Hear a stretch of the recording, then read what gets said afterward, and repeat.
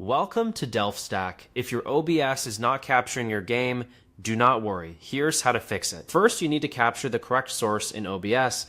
Make sure you're using game capture and not display capture. Search for OBS in Windows, then run it as administrator. After doing that, go to the settings. If you do not see a game capture screen, we are going to create a new one. Click on the plus sign, then select game capture and give it a name. Before that, go to your Windows game settings and make sure it is turned off. If it is on, toggle it off.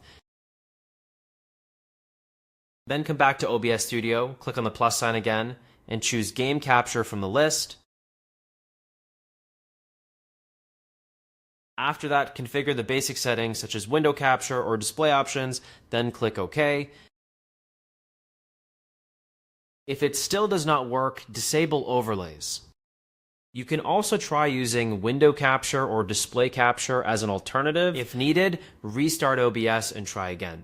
If you like this video, hit the like and share button and subscribe to our channel. Thank you so much for watching.